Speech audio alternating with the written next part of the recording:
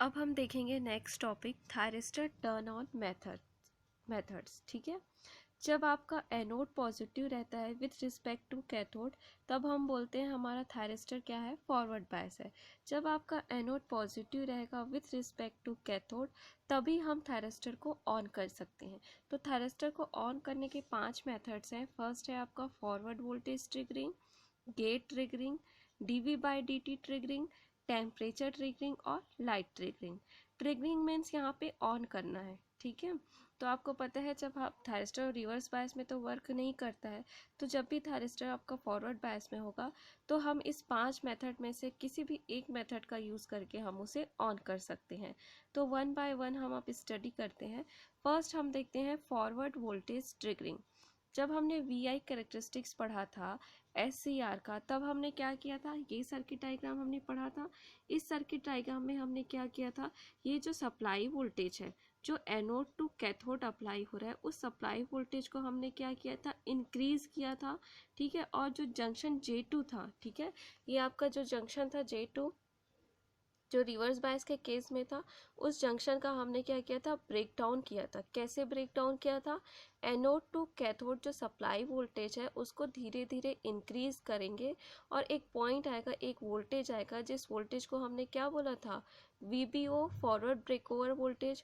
उस वोल्टेज पे इस जंक्शन J2 का क्या हो जाता था, ब्रेक डाउन हो जाता था और हमारा SCR क्या हो जाता था, ऑन हो जाता था। ठीक है, तो फॉरवर्ड वोल्टेज ट्रिगरिंग कुछ नहीं है, हम क्या करते हैं एनोड टू कैथोड वोल्टेज को क्या करेंगे, ये एनोड टू कैथोड वोल्टेज को इंक्रीज करेंगे तो क्या होगा, धीरे धीरे स्टार्टिंग में क्या होगा, स्मॉल लीकेज करंट फ्लो होगा, लेकिन जैसे ही सप्लाई वोल्टेज इस VBO वोल्टेज को अचीव कर लेगा हमारा जंक्शन J2 का ब्रेक डाउन हो जाएगा और हमारा SCR फॉरवर्ड ब्लॉकिंग मोड से कहाँ आ जाएगा, फॉरवर्ड कंडक्शन मोड में आ जाएगा।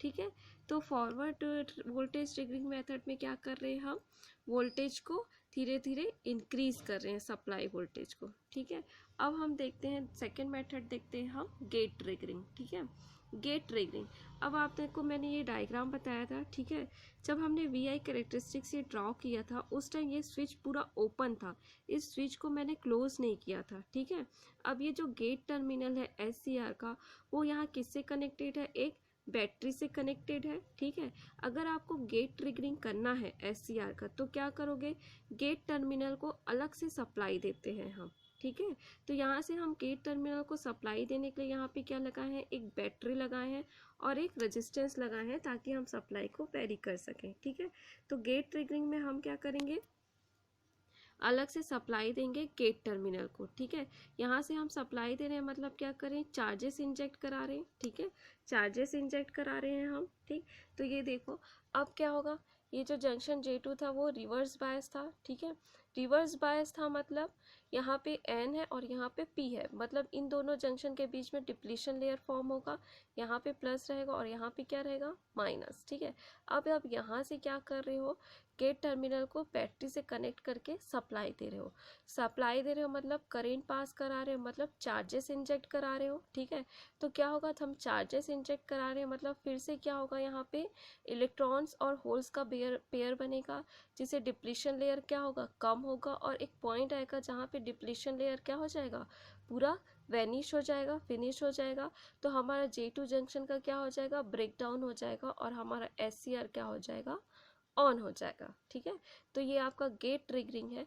गेट ट्रिगरिंग में हम क्या करते हैं, जो गेट टर्मिनल है उसको अलग से बैटरी से कनेक्ट करके सप्लाई देते हैं। ठीक है, जितना ज़्यादा आपका गेट करंट का मैग्नीट्यूड रहेगा उतना ही जल्दी आपको क्या मिलेगा, ये फॉरवर्ड ब्रेक ओवर वोल्टेज मिलेगा। फॉरवर्ड ब्रेक ओवर वोल्टेज क्या है, जहाँ से SCR आपका ऑन स्टेट में आता है। ठीक है, तो जितना ज़्यादा आप करेंट का मैग्नीट्यूड रखोगे गेट पल्स का, जो करेंट हम देते हैं उसको हम क्या बोलते हैं, गेट पल्स, उतना ही जल्दी आपको क्या मिलेगा, फॉरवर्ड ब्रेक ओवर वोल्टेज मिलेगा। ठीक है, अब हम तीसरा देखते हैं DV बाय DT ट्रिगरिंग। ठीक है, DV बाय DT ट्रिगरिंग में देखते हैं, जब आपका SCR क्या था, फॉरवर्ड बायस में था, J2 क्या था, रिवर्स बायस में था, मतलब इस जंक्शन के अक्रॉस क्या हो रहा था, एक वो फॉर्म हो रहा था, कैपेसिटेंस फॉर्म हो रहा था। कैसे कैपेसिटेंस फॉर्म हो रहा है बोल रही हूँ, देखो जब ये J2 रिवर्स बायस है तो यहाँ पे क्या है, प्लस चार्जेस होंगे और यहाँ पे क्या होंगे, P के पास माइनस चार्जेस होंगे। तो कैपेसिटेंस को हम कैसे डिफाइन करते हैं, प्लस चार्जेस और माइनस चार्जेस, पॉजिटिव प्लेट और निगेटिव प्लेट, ठीक है। तो जैसे ही क्या करोगे, अब ये कैपेसिटेंस चार्ज है, ठीक है। अब किसी भी कैपेसिटेंस अगर वो चार्ज है उसको हम करेंट देते हैं तो क्या होता है, इस कैपेसिटेंस के थ्रू क्या होता है, करेंट फ्लो होना स्टार्ट होता है, जिसको हम क्या बोलते हैं, चार्जिंग करेंट। तो सेम SCR के केस में ही होता है, जो कि J2 क्या है आपका रिवर्स बायस में है, तो इस जंक्शन के अक्रॉस क्या हो रहा है, प्लस और माइनस चार्जेस हो रहे हैं, ठीक है। मतलब मैं बोल सकती हूँ ये जो जंक्शन है वो ऐसा कैपेसिटेंस बिहेव करेगा, ठीक है। तो जैसे ही आप suddenly anode to cathode voltage को अप्लाई करते हो ना, तो क्या होता है, ये जो कैपेसिटेंस है उसके थ्रू करंट फ्लो होना स्टार्ट हो जाता है। मतलब इस जंक्शन के थ्रू कैपेसिटेंस फ्लो होना स्टार्ट हो जाता है, जिससे हमारा SCR क्या हो जाता है, ऑन हो जाता है, ठीक है। तो ये जो मेथड है वो क्या होता है आपका फॉल्स ट्रिगरिंग कहलाता है, ठीक है।